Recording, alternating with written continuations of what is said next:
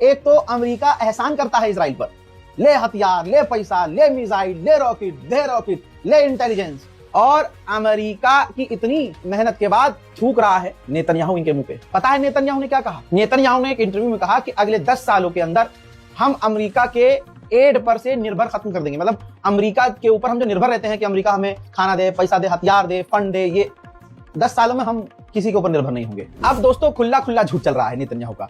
आप ट्रंप से और नेतन्याहू से अगर ये उम्मीद करें, और एक आदमी और है, इन तीनों से अगर आप ये उम्मीद करें कि ये सच बोलेंगे तो हमसे बड़ा चूक कोई नहीं है।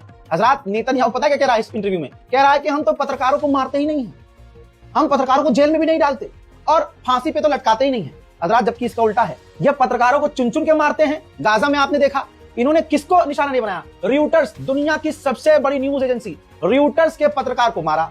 इन्होंने अल जजीरा की महिला पत्रकार को निशाना बनाकर स्नाइपर ने गोली मारी। इन्होंने बीबीसी के पत्रकारों पर हमला किया, अरब के टेलीविजन के पत्रकारों के ऊपर हमला किया। इन्होंने फिलिस्तीनी कैमरामैन को कत्ल किया और आज भी ये फिलिस्तीनी पत्रकारों को मार रहे हैं। इजराइल की जेल में अभी भी सैकड़ों पत्रकार हैं और न जाने, यहाँ ये बात सच है कि ये पत्रकारों को फांसी नहीं देते क्योंकि वहां तक पहुंचने नहीं देते, ये साले गोली मार देते हैं। मोहतरम हजरात, मुझसे बहुत सारे लोगों को तकलीफ है कि यार अरब को तुम क्यों कोसते हो, अरब क्यों कोसते हो? हजरात याद रखिएगा, मेरी पर्सनल खुन्नस किसी से नहीं है। जो ग्राउंड हकीकत है ना, वो मैं आपको देता हूं, वही आपको बताता हूं। और आज नेतन्याहू कंफर्म करेगा, ये सुअर का बाल खुद बता रहा है। और कितने अफसोस की बात है, शर्म आएगी आपको। ये बयान आपके सामने लगा रहा हूं, ये देखिए, ये है बयान।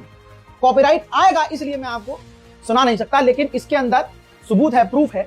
नेतन्याहू ने इसी पॉडकास्ट में, इंटरव्यू में कहा कि हमारे जो अरब के साथी हैं, अरब के साथी इजराइल के, उन्हें फर्क नहीं पड़ता कि फिलिस्तीन में क्या हो रहा है।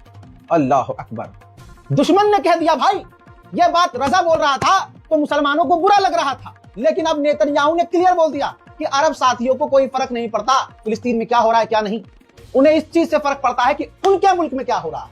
हाँ, बिन सलमान ये चाहता है कि उसकी सरकार ना गिरे, फिलिस्तीन में आग लगे, बैतुल मुकद्दस जलाकर राख कर दो, तुम काबा शरीफ भी ले लो, लेकिन बस मेरी कुर्सी ना छीनना। ये तमाम अरब देशों के जो हुक्मरान हैं उनकी ये मानसिकता है। यूएई, सऊदी अरब इतने ग्रो क्यों कर रहे हैं? उन्हें देश चलाने की पूरी स्कीम, पूरा फॉर्मूला आपको पता है इजराइल ने बना कर दिया है।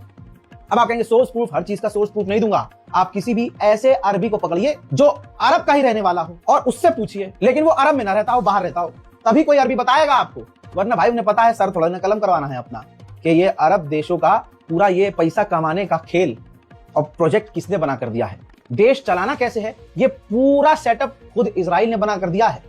आपके घर में अल्लाह करे कोई बुजुर्ग समझदार हो, वो आपको खुद ही इशारा कर देगा कि ये रजा सही कह रहा है या गलत। गाजा में बमबारी, तबाही तो एक तरफ, ठंड बहुत ज्यादा है। अब क्योंकि ठंड जैसे भी हो, लेकिन वहां गुर्बत इतनी है कि एक महीने का बच्चा जो 1 महीने पहले पैदा हुआ था, ठंड की वजह से मारा गया। अब नेतन्याहू की इस बात को याद रखिएगा कि अरब को फर्क नहीं पड़ता कि फिलिस्तीन में क्या हो रहा है। यही वजह है कि वेस्ट बैंक में 70% वेस्ट बैंक पर कब्जा हो गया है, और फिर भी वेस्ट बैंक पर आज भी इजराइल के जो सेटलर हैं वो हमला कर रहे हैं फिलिस्तीनियों के घरों के ऊपर और फिलिस्तीनियों के ऊपर। देखिए,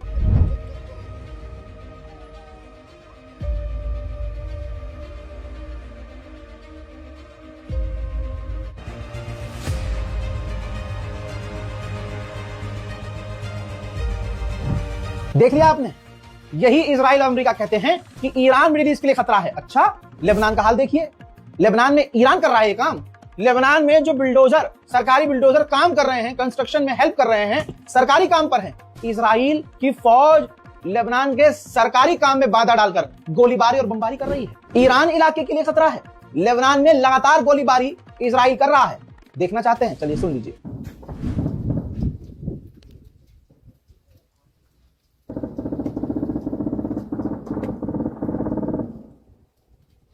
हजरात, वहीं अमेरिका का दावा है कि हमने सीरिया के अंदर दाइश संगठन के ऊपर हमले किए हैं। आगे सुन लीजिए, खबर तो मैंने दे दी ना। आईएस को पैदा करने वाला खुद अमेरिका है। ये बात आज जेनजी के जनरेशन को नहीं पता होगा, जेनजी को नहीं, ये अपने वालिद साहब से पूछो, बताएंगे। सीरिया की सरकार ने अब करी है बात, मर्द वाली बात करी है। जोलानी की सरकार ने अब करी है मर्द वाली बात। देखिए, जहां मैं जोलानी का विरोधी हूं, पूरा विरोधी हूं, जिन जगह पर वो गलत है, लेकिन जहां अगला आदमी सही है, सही है, भले ही वो कई आतंकी संगठनों का लीडर रहा हो, कुछ भी हो। लेकिन अब ये रहा ऑफिशियल स्टेटमेंट इस वीडियो के अंदर। पैगाम इजराइल को सीधा सीरिया की सरकार ने दिया है कि इजराइल जब तक हमारी सीरिया की धरती से, सीरिया की सरजमीन से पूरी तरह से पीछे नहीं हट जाता, हम इजराइल से अब्राहम अकॉर्ड की डील नहीं करेंगे। इजराइल ने कुर्दिश आतंकियों को इतना सपोर्ट किया है तो ये देखिए, एलेप्पो के अंदर जो सरकारी ऊंची बिल्डिंग थी उसके ऊपर कुर्द ड्रोन हमला कर रहा है। आज ड्रोन कुर्द के पास कैसे आ गया भाई? कुर्दिश के पास ऐसे हथियार और ड्रोन तक इसलिए आ गए क्योंकि इजराइल कुर्द के साथ खड़ा हो गया। हजरात, सीरिया के आवाम परेशान है, उन्हें पता है कि ये सारी फसाद की जड़ अमेरिका है। जरा इस मंजर को देखिए, सीरिया के अंदर एम्बेसी जो अमेरिका की है उसके ऊपर सीरिया के लोग हमला कर रहे हैं। एलेप्पो से बाहर निकलने से मना कर दिया है कुर्द ने। अब कुर्द और सीरिया के बीच झड़प हो रही है। अब तक 23 लोग मारे गए हैं, जिसमें आम नागरिक भी शामिल हैं। उधर मेरे दोस्तों, कुर्द ने ऐलान किया है, कुर्दिश कल तक जिन झांटुओं को कोई पूछता नहीं था, आज वो स्टेटमेंट जारी कर रहे हैं। उन्होंने कहा है कि जो सीरिया की फौज है, सीरिया के लड़ाके हैं, उनकी मदद तुर्की के ड्रोन कर रहे हैं। अब एक बात बताइए, सीरिया की सरकार जोलानी अब आधिकारिक तौर से वहां मौजूद है सीरिया में, और जोलानी की सरकार के ऊपर ये कुर्द हमला कर रहे हैं, तो ऑफिशियली तो तुर्की इसी का साथ देगा ना। अरे अमेरिका भी तो इसी के साथ है, जोलानी के, तो तुर्की भी तो जोलानी का साथ देगा ना, क्योंकि भाई सरकार अब उसी की है। घुसपैठिया कौन है? कुर्द। कल तक जो हराम के पिल्ले बॉर्डर पे थे, वो अंदर आकर सरकारी बिल्डिंगों पर और आवाम पर हमला कर रहे हैं, तो तुर्की कहां गलत है अगर वो सीरिया की मदद कर रहा है तो? हजरात, तुर्की सीरिया की सरकार की फुल मदद कर रहा है, और तुर्की ने सीरिया की गवर्नमेंट को, फौज को हथियार भेजे हैं। देखिए,